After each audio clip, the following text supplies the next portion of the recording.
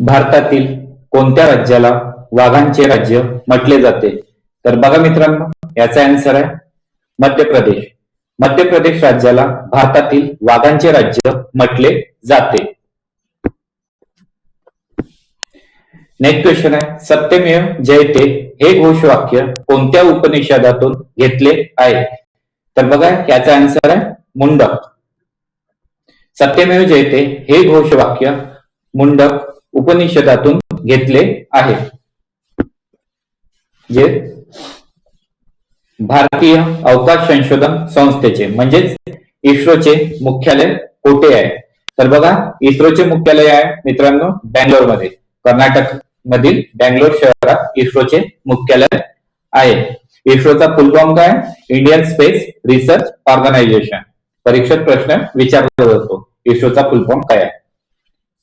आणि इस्रोची स्थापना कधी झाली? इस्रोची स्थापना झाली 15 ऑगस्ट 1969 ला. हे सुद्धा लक्षात ठेवा. नेक्स्ट क्वेश्चन आहे, नीती आयोगाचे पदसिद्ध अध्यक्ष कोण असतात? तर बघा, याचा आन्सर आहे पंतप्रधान. पंतप्रधान हे नीती आयोगाचे पदसिद्ध अध्यक्ष असतात. नेक्स्ट क्वेश्चन आहे, राज्यसभेचे पदसिद्ध सभापती कोण असतात? तर याचा आन्सर आहे राज्यसभेचे पदसिद्ध सभापती हे उपराष्ट्रपती असतात. उपराष्ट्रपती हे राज्यसभेचे पदसिद्ध सभापती असतात.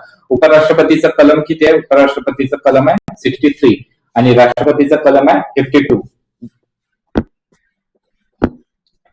नेक्स्ट क्वेश्चन आहे, चलो दिल्ली ही घोषणा कोणी दिली? तर बघा, याचा आन्सर आहे सुभाषचंद्र बोस यांनी. सुभाषचंद्र बोस यांनी चलो दिल्ली ही घोषणा दिली.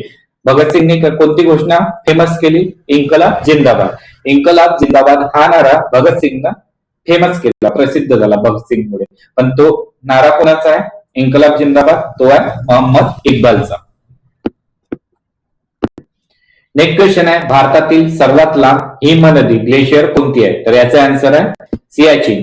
सियाचीन ही भारतातील सर्वात लांब हिमनदी आहे. नेक्स्ट क्वेश्चन आहे, व्हिटॅमिन सी च्या अभावामुळे कोणता आजार होतो? तर बघा, याचा आन्सर आहे स्कर्वी. स्कर्वी हा आजार व्हिटॅमिन सी च्या कमतरतेमुळे होत असतो. स्कर्वी मध्ये काय होत असते की जे आपल्या दाताच्या हिरड्या आहेत त्यामधून रक्त येत असते. समजलं का? रातांधळेपणा व्हिटॅमिन ई, बेरी व्हिटॅमिन बी च्या कमतरतेमुळे, मुडदूस व्हिटॅमिन डी च्या कमतरतेमुळे. भारतीय संविधानातील कलम 370 कशाशी संबंधित आहे? तर बघा, कलम 370 संबंधित आहे जम्मू आणि काश्मीर. जम्मू आणि काश्मीरशी कलम 370 संबंधित आहे होते. महाराष्ट्राचा राज्य प्राणी कोणता?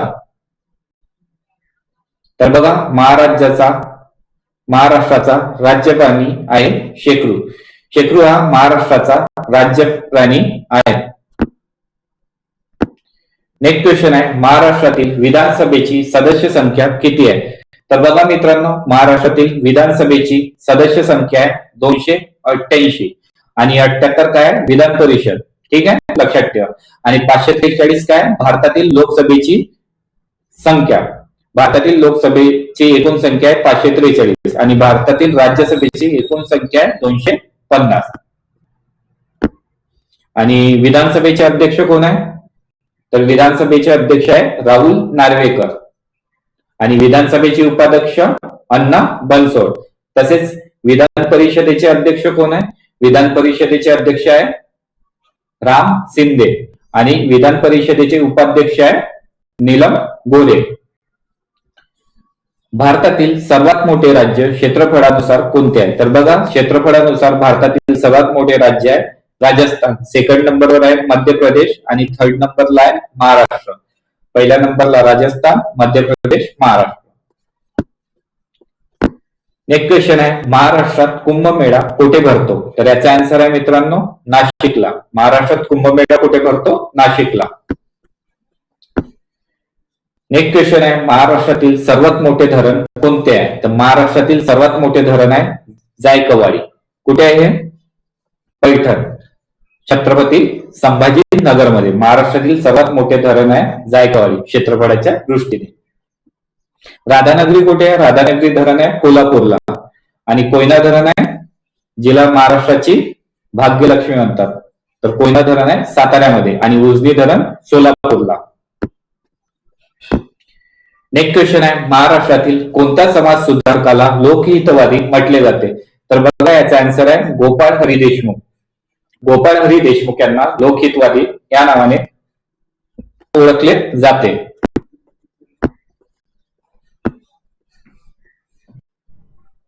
नेक्स्ट क्वेश्चन आहे, मराठी वृत्तपत्रांचे जनक कोणास म्हटले जाते? तर बघा याचा आन्सर आहे बाळशास्त्री जांभेकर. बाळशास्त्री जांभेकर यांना मराठी वृत्तपत्राचे जनक मानले जाते. नेक्स्ट क्वेश्चन आहे, भारतीय संविधान सभेचे पहिले अध्यक्ष कोण होते? तर बघा काय विचारलंय, पहिले अध्यक्ष. तर भारतीय संविधान सभेचे पहिले अध्यक्ष होते सच्चिदानंद सिन्हा. हे काय होते? टेम्पररी म्हणजे हंगामी अध्यक्ष होते. आणि स्थायी अध्यक्ष विचारलं तर स्थायी अध्यक्ष कोण होते? डॉक्टर राजेंद्र प्रसाद. ठीक आहे, पहिले विचारलं तर सच्चिदानंद सिन्हा. महाराष्ट्राचे मँचेस्टर असे कोणत्या शहराला म्हणतात? तर याचा आन्सर आहे इचलकरंजी. महाराष्ट्राचे मँचेस्टर इचलकरंजी या शहराला म्हणतात. आणि भारताचे मँचेस्टर कोणत्या शहराला म्हणतात याचा आन्सर तुम्हाला कमेंट मध्ये सांगायचा आहे. हे तुमचं होमवर्क आहे. भारताचे मँचेस्टर कोणत्या शहराला म्हणतात कमेंट मध्ये सांगा त्याचा आन्सर.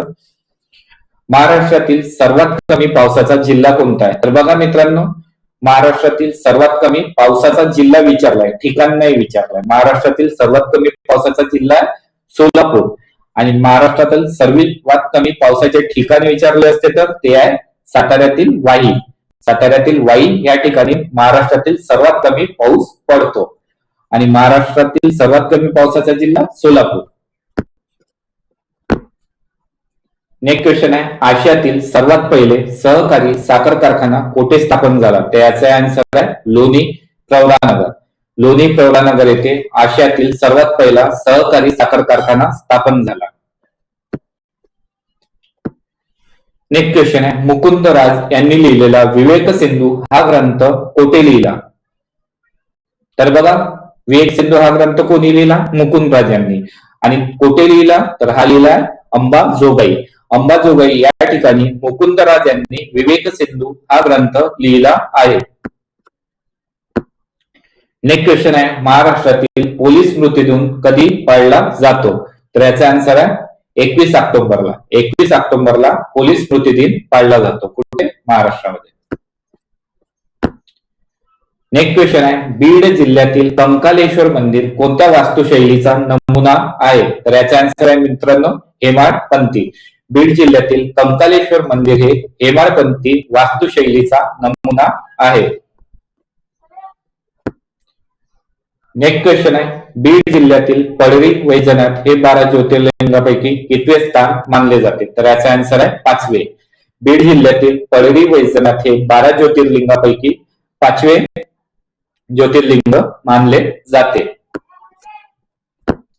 नेक्स्ट क्वेश्चन आहे, महाराष्ट्र दिन कधी साजरा केला जातो? तर याचा आन्सर आहे 1 मेला. 1 मेला महाराष्ट्र दिन साजरा केला जातो. तसेच आंतरराष्ट्रीय कामगार दिवस सुद्धा 1 मेला असतो. बघा विद्यार्थ्यांना, तुम्हाला लेक्चर आवडला असेल तर लेक्चरला लाईक करा. चॅनलवर नवीन असाल तर चॅनलला सबस्क्राईब करून घ्या. तसेच आपला टेलिग्राम आणि व्हॉट्सअप ग्रुप सुद्धा जॉईन करून घ्या. तेथे सर्व महत्वाचे अपडेट्स वेळोवेळी तुम्हाला मिळत राहतील. आणि तुम्ही हा लेक्चर कुठल्या जिल्ह्यातून बघत आहे ते मला कमेंट करून सांगा, जेणेकरून मला माहित पडेल माझे विद्यार्थी माझा लेक्चर कुठल्या जिल्ह्यातून बघतात. आणि तुम्हाला 15 मार्च 2026 ला झालेल्या सर्व जिल्ह्यांच्या जीके ची पीडीएफ पाहिजे असेल तर मला व्हॉट्सअप करा. त्याचबरोबर तुम्हाला 2024 व 2025 ला आलेले सर्व जिल्ह्यातील जीके ची पीडीएफ मिळेल.